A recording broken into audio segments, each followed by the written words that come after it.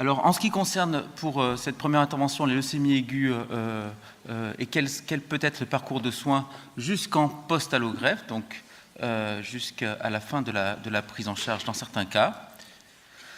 Donc, tout d'abord, le parcours de soins dans le leucémie aiguë est un peu particulier. Il est particulier surtout parce que le leucémie aiguë, c'est bien sûr une maladie qui est urgente, voire très urgente, et qui va donc nécessiter une mécanique bien huilée dans le parcours de soins. Donc, elle présuppose une bonne optimisation des parcours de soins, notamment dans la région, puisque donc c'est à Clermont au CHU que la plupart des traitements intensifs de leucémie aiguë, l'ensemble des traitements intensifs de leucémie aiguë sont réalisés. Donc, le parcours de soins est assez long, ça peut être 6 mois, ça peut être plus, si notamment il existe des complications un peu plus retardées après une allogreffe, et les hospitalisations sont particulièrement fréquentes. Donc, très rapidement, un rappel sur les mécanismes de la leucémie aiguë. Donc la leucémie aiguë, c'est une prolifération monoclonale de cellules qu'on appelle des blastes, qui sont des cellules immatures de la moelle osseuse, qui sont d'une part affectées par une augmentation de la prolifération et d'autre part affectées par un arrêt de leur différenciation, raison pour laquelle elles vont être en nombre important et également elles vont être jeunes et donc actives. Donc il y a deux conséquences qu'on reconnaît. La première, c'est que la présence de ces cellules leucémiques va bloquer la production, l'hématopoïèse normale, la production normale des cellules sanguines, et donc ça réalise un syndrome d'insuffisance médulaire. L'autre chose, c'est que ces cellules peuvent parfois envahir certains organes, le sang premier desquels, mais aussi d'autres organes, et réaliser un véritable syndrome tumoral. Donc ces symptômes et ce mécanisme apparaît en général de façon très rapidement, sur quelques semaines ou plus quelques mois. Donc il existe une importante urgence à identifier la maladie et bien sûr à la traiter. D'ores et déjà, il y a deux grands types de leucémie aiguë que vous savez, que vous connaissez peut-être déjà, qui sont la leucémie aiguë myéloïde et la leucémie aiguë lymphoblastique.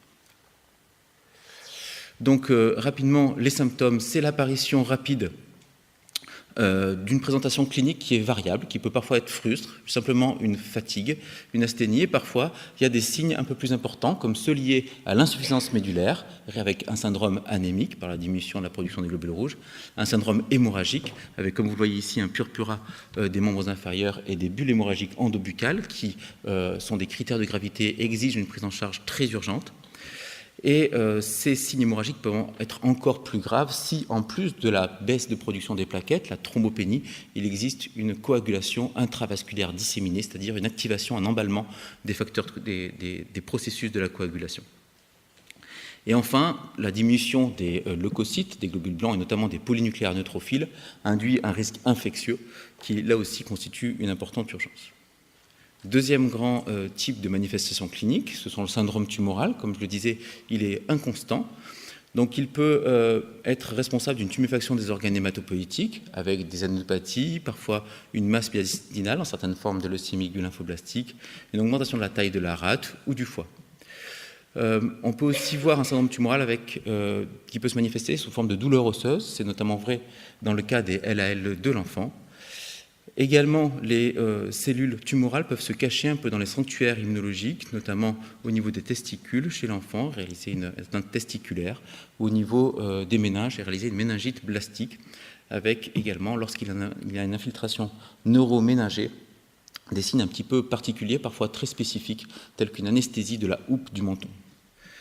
Enfin, il peut y avoir une infiltration cutanéo-muqueuse avec une infiltration typique gingivale que vous voyez ici sous forme d'une hypertrophie gingivale ou des localisations cutanées que vous voyez ici qu'on appelle les leucémides ou d'autres formes de tumeurs dans l'organisme qu'on appelle plus généralement chlorome ou sarcome granulocytaire dans le cas des leucémies aiguës myéloïdes.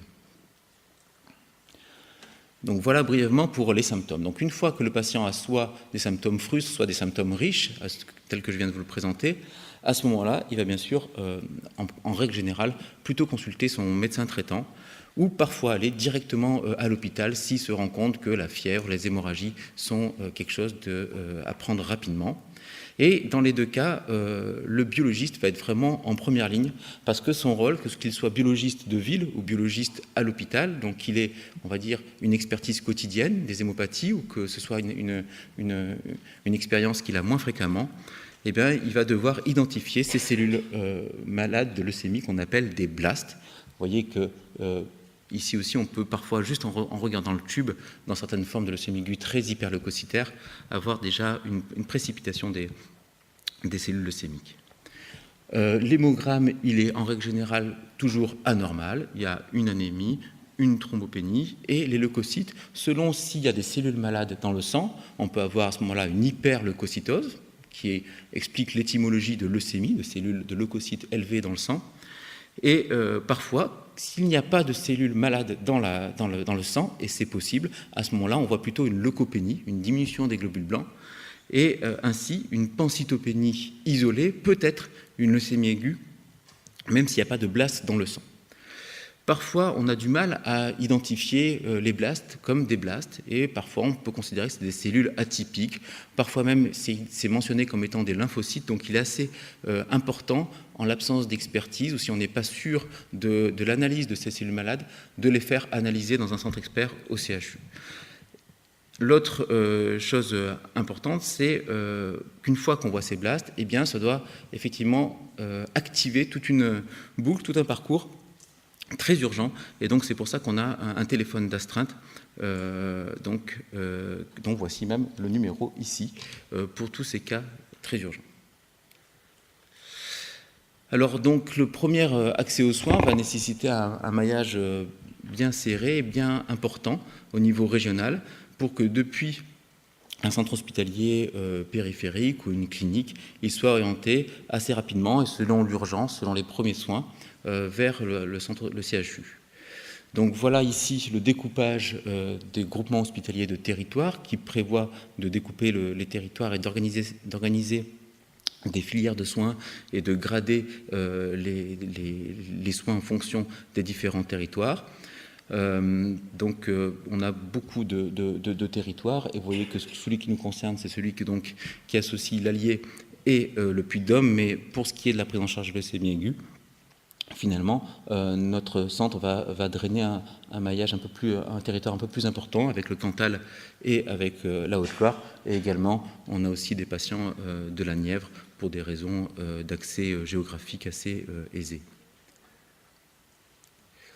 Alors, quand on parle de l'urgence dans la leucémie, de quoi s'agit-il alors? La première urgence, comme je vous l'expliquais, c'est l'insuffisance médulaire, baisse des globules rouges, baisse des plaquettes et baisse des globules blancs, avec le risque à la fois d'essoufflement par le manque d'hémoglobine, de saignement par le manque de plaquettes et de fièvre par le manque de polynucléaires neutrophiles. L'autre risque dans les leucémies aiguës qui sont très hyperleucocytaires, c'est le syndrome de Lys tumorale, c'est-à-dire le relargage dans le sang de substances qui peuvent être à l'origine de troubles métaboliques réalisant une insuffisance rénale. Ce syndrome de Lys tumorale peut être spontané, pas uniquement provoqué par l'administration des traitements. Dans les formes très hyperleucocytaires, on décrit aussi la leucostase, c'est-à-dire une leucostase qui peut être de localisation pulmonaire ou cérébrale, qui induit une perturbation de la circulation et un OAP lésionnel, ou alors des troubles aussi cérébraux qui peuvent aller jusqu'au coma. Autre urgence très importante, c'est que du jour au lendemain, le patient va être sidéré. Parfois, ces signes cliniques, ces plaintes ne sont pas très importantes, et pour autant, le diagnostic va être très rapide, brutal, et va être celui d'une maladie qui est connue de l'opinion publique pour étant effrayante. Et donc la détresse psychologique de ces patients, qui est assez fréquent en cancérologie en général, ici elle est en plus aggravée de par le caractère très aigu du diagnostic et de la symptomatologie et de la prise en charge. Enfin, comme j'expliquais un point d'introduction, la coagulation intravasculaire disséminée, dont les complications peuvent être celles de saignement ou alors même de thrombose. Les deux complications peuvent arriver chez le même malade. Et enfin, ce n'est pas vraiment une complication, une complication urgente, mais c'est une urgence, c'est le fait d'arriver à un diagnostic précis, et que, au milieu de toute cette prise en charge de symptomatologie très urgente, il faut arriver à ce que le patient et ses prélèvements fassent et aussi un parcours de soins optimal pour arriver à un diagnostic le plus précis. Et certes, ce n'est pas faire des examens qui soignent le malade, mais pour autant, c'est bien faire ces examens-là qui vont à terme permettre d'adapter le traitement pour guérir le malade. Donc ce n'est pas une petite chose que d'arriver à ce diagnostic le plus précis. Alors le diagnostic le plus précis, eh bien, on le pose, comme vous le savez sans doute, avec la ponction médulaire, et on fait un myelogramme, un étalement des cellules, et on identifie une infiltration qui définit la leucémie aiguë quand elle est supérieure à 20%. On identifie parfois, simplement avec la morphologie, des leucémies aiguës myéloïdes, avec la présence de corps d'Auer, ou lorsqu'ils sont groupés en phago, peuvent être associés à des formes particulières de leucémie. Et quand on n'a pas de certaines caractéristiques, eh ben, on conclut plutôt à une LAL. Mais on a d'autres examens qui permettent de trancher aussi. C'est l'examen de cytochimie, où là, on va essayer de colorier la cellule en fonction de son équipement enzymatique. Est-ce qu'elle a tel enzyme qui est nécessaire à une cellule à lignée myéloïde pour fonctionner ou pas? Et donc, on identifie ainsi des lignées myéloïdes, une sous-type de lignée myéloïde qui est la lignée monocytaire. Deuxième examen, c'est notamment si on n'arrive pas à trouver à quelle lignée appartient ces blastes qu'on voit, c'est l'immunophénotypage, où on va regarder à la surface des cellules leucémiques quels sont les CD, les marqueurs de différenciation, qui peuvent nous dire « ah ben ça c'est une lignée lymphoïde » ou « ça c'est une lignée myéloïde » parce que pour nous ça change fondamentalement la prise en charge. Donc c'est quelque chose qui est aussi très important, qui ne remplace pas la cytologie, ça c'est important, mais qui est très utile en supplément. Ce n'est par contre pas un examen qui a un grand impact pronostique, c'est-à-dire ça ne va pas nous dire est-ce que cette leucémie elle est grave ou pas. L'examen qui va nous dire si c'est grave ou pas, vous l'avez vu je crois un petit peu ce matin, ce sont les données génétiques, notamment les données cytogénétiques, et donc on va faire un karyotype des cellules leucémiques, il ne s'agit pas d'anomalies génétiques à l'étage germinal, les autres cellules de l'organisme sont normales, mais les cellules de la moelle osseuse sont anormales. Et donc, on va faire un karyotype et on peut retrouver ainsi, par exemple ici, un chromosome 15 trop long, un chromosome 17 trop court. Et cette anomalie est tout à fait associée à une forme particulière de leucémie qui est la LAM3. On peut aussi utiliser des techniques de fiche. Là, vous avez 2 chromosomes 7 et là, vous n'avez qu'un seul petit bout vert. C'est un seul chromosome 7, il y a une monosomie 7. C'est une anomalie qui est associée à un pronostic très défavorable. Alors aujourd'hui, au-delà de la cytogénétique, et vous avez vu donc ça aussi ce matin, la biologie moléculaire rentre elle aussi en ligne de compte. On identifie en fait des transcrits de fusion, c'est-à-dire la fusion entre 2 gènes, qui va nous permettre de caractériser là aussi la maladie, d'avoir un rôle pronostique, et puis au-delà, ça va nous permettre de mesurer la maladie de façon plus fine que simplement en regardant s'il existe des cellules malades dans la moelle osseuse. On va mesurer dans le sang et dans la moelle le taux de ce transcrit, un petit peu comme les criminologues regardent la trace du coupable simplement en détectant son ADN. Donc on regarde aussi d'autres gènes qui ne sont pas accolés à d'autres mais qui sont hyper exprimés, notamment la maladie résiduelle dite WT1. Et puis on regarde aussi la mutation ponctuelle d'autres gènes, comme par exemple NPM1 ou FLT3 qui dans les leucémies aiguës myéloïdes sont fondamentales pour orienter le choix. On conserve systématiquement les échantillons pour revenir dans un but diagnostique ultérieurement, selon si on veut rectifier les choses ou préciser les données. Et la biopsie ostomodulaire, ce n'est pas un examen qui est indiqué, mais qui peut être utile si le myelogramme ne permet pas d'être informatif. Alors, juste pour vous montrer ces choses que vous allez peut-être trouver un peu effrayantes, mais où finalement, les leucémies aiguës sont plus vraiment classées en fonction de leur morphologie. Cette cellule a telle tête, cette cellule a telle tête, donc il s'agit de cette leucémie, mais elles sont classées en fonction des données génétiques. Et c'est comme ça qu'on retrouve finalement une cohérence dans le mécanisme de la leucémie et dans le traitement qu'on va pouvoir lui proposer, et bien sûr dans le pronostic qui lui est associé. Donc c'est vrai pour les leucémies aiguës myéloïdes, et c'est vrai aussi pour les leucémies aiguës lymphoblastiques. Alors, accessoirement, au-delà de ce diagnostic précis qui est très important, il faut en parallèle faire un bilan des complications. Donc, les complications, faire un bilan d'hémostase, un bilan métabolique pour le syndrome de Leeds et un bilan infectieux en cas de fièvre. On fait parfois un bilan d'extension. Les cellules blastiques peuvent se localiser dans le liquide cérébraux, dans le LCR, et du coup, il faut le dépister. Et enfin, aussi, on fait aussi un bilan pré-thérapeutique pour vérifier si l'organisme peut supporter le traitement qu'on prévoit, éventuellement organiser un programme de préservation des gamètes qui, en matière de leucémie aiguë, est très difficile chez les femmes. Alors, si on passe maintenant au traitement, donc le patient a eu sa prise de sang, on a identifié des blastes, il est hospitalisé en centre hospitalier périphérique ou au CHU. Et maintenant, il faut commencer le traitement. Donc, il faut bien sûr, je vous passe la prise en charge des complications, il faut prendre en charge spécifiquement la leucémie. Et donc, classiquement, il y a 3 temps dans l'organisation de ces soins. Un premier temps qui est le traitement d'induction, qui est un premier traitement en général lourd, qui va permettre, dont le but est d'obtenir une rémission complète, une disparition de la maladie.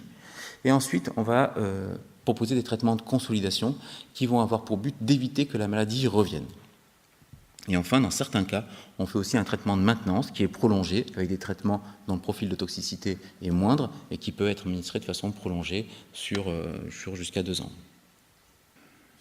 Donc voilà, en gros, comment se passe une chimiothérapie d'induction. Alors là, on est en secteur protégé au CHU, donc en secteur de soins intensifs, avec une atmosphère stérilisée et protégée.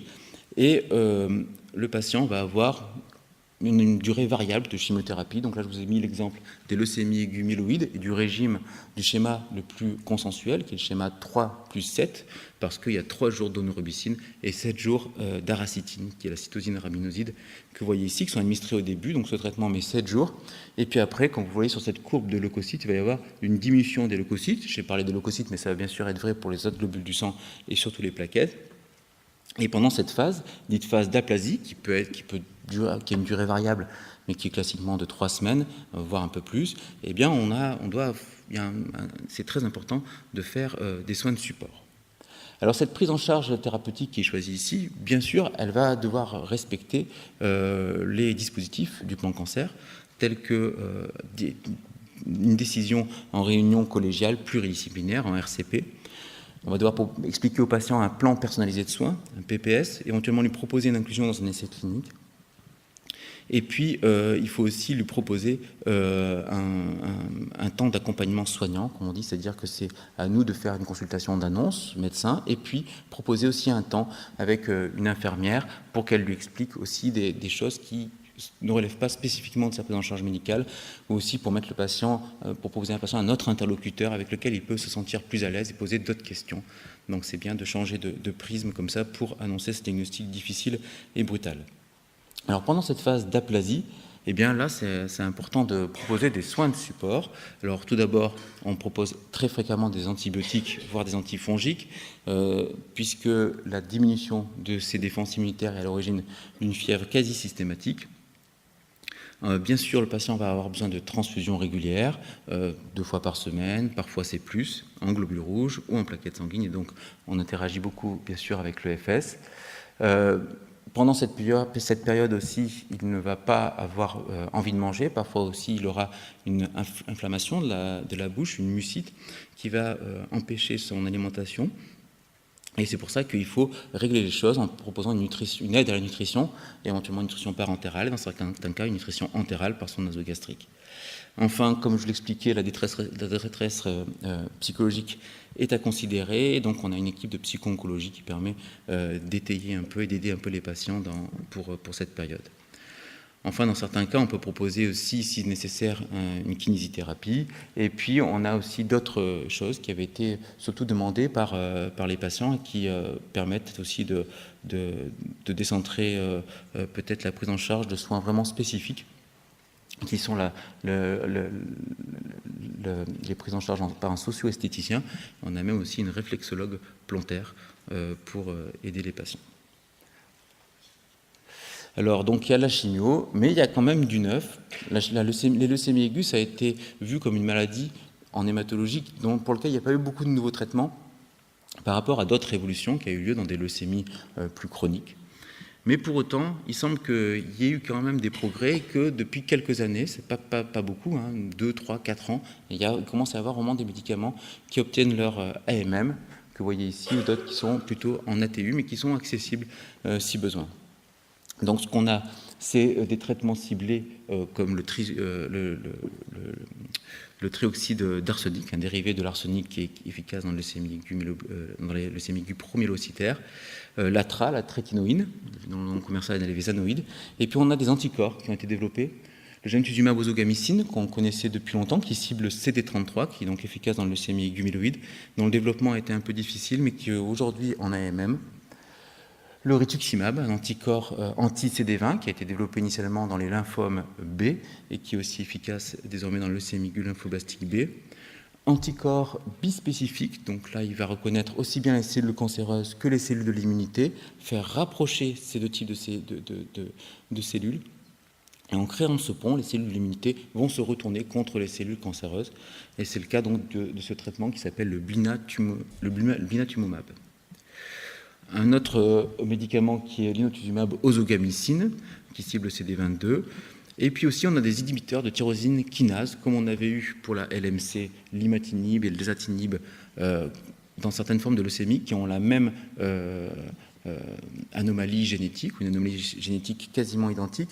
Et bien, on peut utiliser ces médicaments en plus de la chimiothérapie. Et puis, on a désormais aussi un traitement qui va cibler, là aussi, une tyrosine kinase, qui peut être suractive du fait d'une mutation, et c'est le cas de la midostaurin, qui a aussi son AMM. Et puis enfin, dans certains cas, on peut proposer le Vidaza, qui est un médicament qui est initialement prévu pour les myélodysplasies, donc qui peut être utile si le nombre de blastes n'est pas très élevé, qui peut parfois induire des rémissions, et donc c'est un médicament qui est toujours à considérer même dans ces maladies très aiguës.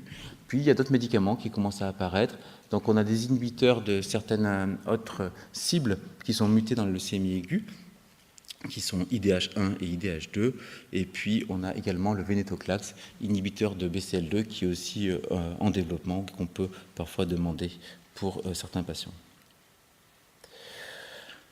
Donc, une fois que le patient a eu ce traitement d'induction, eh bien sûr, il faut vérifier s'il y a une rémission complète. Donc, le patient est sorti du service, en règle générale, il est rentré chez lui. Parfois, il va en soins de suite et de réadaptation, s'il a quelques séquelles pour réapprendre à manger ou sur le plan locomoteur. Et il vient faire en hôpital de jour, juste sur une journée, son myélogramme à une période un petit peu distante, une fois que les globules sont bien remontés dans le sang et que l'hématopoïèse dans la moelle est aussi bien reconstituée. Et on regarde si la maladie a disparu. Donc on regarde avec un myélogramme s'il y a moins de 5% de blastes dans la moelle et si l'hémogramme est normal, on dira que le patient est en rémission complète. Si par contre c'est au-delà, eh ben, le patient sera en échec. Donc, s'il est en rémission complète, on regarde aussi, comme je vous expliquais tout à l'heure, les infimes traces d'ADN tumoral qui persisteraient dans sa moelle. Et cette réponse au traitement, la profondeur de la réponse, qui est mesurée très finement avec ces détections d'ADN malade persistant, eh bien, nous permet parfois de décider aussi des traitements. Et donc, une fois qu'on a ces données, on en discute à nouveau en staff, en RCP, et là, on décide si on fait une chimiothérapie pour consolider et éviter la rechute, et ça suffira, ou alors s'il faut avoir recours à une allogreffe, qui est une procédure plus fastidieuse, plus lourde, mais plus indiquée dans certains cas, quand la chimiothérapie ne peut pas permettre d'éviter la rechute. Donc, on tient compte de quoi? Donc, on tient compte de l'âge, bien sûr, on tient compte des comorbidités. Trop de comorbidités peut nous empêcher de faire la greffe, même si on fait des greffes de plus en plus chez des personnes âgées, c'est des personnes de plus en plus âgées. Et puis, on calcule le risque de rechute. Alors, on ne le calcule pas, mais on essaye de tenir compte des différents facteurs pronostiques génétiques pour essayer de voir quel va être le risque de rechute. On regarde, comme je vous expliquais, la réponse à la chimiothérapie d'induction, la profondeur de la réponse. Et puis, on regarde si, bien sûr, il y a un donneur qui est disponible, soit chez ses frères et sœurs, soit dans le fichier international. Donc ensuite, on fait une chimiothérapie de consolidation. Donc, dans ce cas-là, il y a plusieurs options. Soit c'est une chimiothérapie qui va être séquentielle, qui va être administrée 3-4 jours à l'hôpital, et le patient va retourner chez lui un peu systématiquement. Donc dans ces cas-là, il faut bien sûr attendre une bonne coordination ville-hôpital pour qu'il y ait une interaction parfaite, puisque normalement le rythme de ces traitements est assez précis. Et bien sûr, la phase d'aplasie, de diminution des globules du sang, va se faire à domicile. Donc en cas de fièvre, eh bien, il faut réagir vite et réhospitaliser le patient. Il faut aussi établir une bonne veille biologique, c'est-à-dire que le patient va avoir 2 hémogrammes, un hémogramme par semaine, qui va être faxé directement à notre hôpital de jour, et nous on va regarder s'il faut le convoquer directement en transfusion, le lendemain ou le jour même. Deuxième option, la chimiothérapie de consolidation qu'on veut faire est forte, elle est un peu moins forte que la chimiothérapie d'induction, mais elle reste forte. Donc dans ce cas, il faut là aussi hospitaliser le patient pour toute la durée de son aplasie. Ensuite, on a décidé de faire une greffe pour le patient, et donc voilà un peu le déroulement de la greffe. Donc le patient est rentré chez lui après l'induction ou après la consolidation, il se remet des différents traitements, il n'a plus de maladies détectables en cytologie, et il va être vu en consultation dite pré-greffe, où en fait va lui expliquer toute la procédure de la greffe. Donc c'est une consultation qui est dédiée à ce qu'est la greffe, puisque c'est une procédure assez fastidieuse pour laquelle il faut adapter parfois l'environnement au domicile avec des conseils d'hygiène très importants, des exigences d'hygiène très importantes, et pour lui expliquer ce qu'on en attend, la diminution du risque de la rechute et parfois les complications de la greffe. Donc la greffe en elle-même, elle se rapproche un peu du traitement par chimiothérapie d'induction dans la réalité, c'est-à-dire qu'elle va durer un mois à l'hôpital avec un traitement au départ qu'on appelle le conditionnement et qui est là pour faire place nette, pour pouvoir qu'on réinjecte les cellules souches hématopoïétiques. Donc ces cellules souches hématopoïétiques qu'on a prélevées chez un donneur qui est soit son frère, sa sœur, soit un donneur international HLA compatible, va être prélevée soit dans la moelle, soit dans le sang et réinjectée au patient donc à cette date qu'on appelle le J0. Et après cette réinjection, il faut là aussi attendre plusieurs semaines que ces cellules souches retournent dans la moelle et reforment une hématopoïèse normale, ce qui va permettre au patient de sortir d'hospitalisation et de rentrer à son domicile. Ce qui change beaucoup, c'est que là, le patient va avoir un traitement immunosuppresseur qui va être poursuivi, va être continué à domicile pour qu'il y ait une bonne entente entre le greffon et le receveur. Le principe de l'allogreffe, c'est pas tellement finalement de faire une forte chimiothérapie avant, comme c'est le principe, c'est surtout de l'autogreffe, d'intensifier le traitement, mais c'est aussi qu'on va administrer au patient un nouveau système immunitaire qui va pouvoir exercer une immunité antitumorale contre les cellules leucémiques résiduelles. C'est le principal effet d'une allogreffe, c'est ce qu'on appelle l'effet allogénique. Donc quand cet effet est un peu trop fort, il peut se retourner contre le patient et pas uniquement contre les cellules cancéreuses. C'est ce qu'on appelle l'effet GVH, graft versus host. Et c'est une maladie qui peut avoir une symptomatologie au niveau de la peau, du foie ou du tube digestif et exiger que le patient va rester plus longtemps à l'hôpital pour recevoir des traitements immunosuppresseurs pour diminuer cet effet-là. L'autre versant, c'est bien sûr le risque d'infection. Vous comprenez que le conditionnement, les immunosuppresseurs vont paralyser le système immunitaire pendant ce laps de temps, et donc il faut être très vigilant à ces infections comme pendant l'induction, mais encore plus. Après cette première période de greffe, le patient va être suivi dans un hôpital de jour dédié, qui est l'hôpital de jour post-allogreffe, et il va venir initialement 2 fois par semaine en hôpital de jour, et ce de façon très prolongée, puis de moins en moins souvent. Cette surveillance, elle a plusieurs objectifs. Le premier objectif, c'est qu'on va vérifier où en est la maladie, et là aussi on peut mesurer les traces d'ADN restants et mesurer très finement les choses pour adapter, jouer un peu sur l'effet allogénique qu'on peut parfois diminuer ou augmenter selon le dosage des immunosuppresseurs, l'adaptation de la cyclosporine. Et les autres effets qu'on regarde, c'est on vérifie qu'il n'y ait pas de GVH, comme je vous l'ai expliqué, qui peut se poursuivre au-delà de la première période, et qui même en général après cette première période, et qui peut revêtir différentes symptomatologies, différents aspects son délai de survenue. On surveille que le greffon est toujours bien présent, et ça on a une aide aussi de nos biologistes. On regarde ce qu'on appelle le chimérisme, c'est-à-dire la proportion dans le sang de cellules qui appartiennent au donneur ou qui appartiennent au receveur. Bien sûr, l'objectif est d'être 100% donneur, d'avoir un remplacement total des cellules sanguines du patient par le donneur. Et puis bien sûr, on fait très attention aux infections. Alors le fait de ne plus avoir de neutropénie en règle générale à cette période nous protège un peu des infections bactériennes ou fongiques. Par contre, il y a un risque d'infection virale ou de réactivation virale par notamment le cytomégalovirus ou d'autres virus qui sont anodins chez monsieur et madame tout le monde, mais qui peuvent se réactiver et poser des gros soucis chez les patients allogreffés. Voilà, donc en conclusion, le parcours de soins est rythmé par l'urgence de cette prise en charge.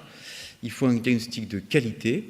Et la prise en charge de la leucémie est enfin en amélioration. Donc on espère que peut-être ce parcours de soins va être modifié, avec une prise en charge peut-être de plus en plus ambulatoire. Et enfin, après cette période d'allogreffe, il faut là aussi considérer la période d'après-cancer, qui est un objectif. Voilà, je vous remercie de votre attention. J'en profite pour remercier les membres de notre service médicaux ou infirmières et aides-soignantes. Je vous remercie de votre attention.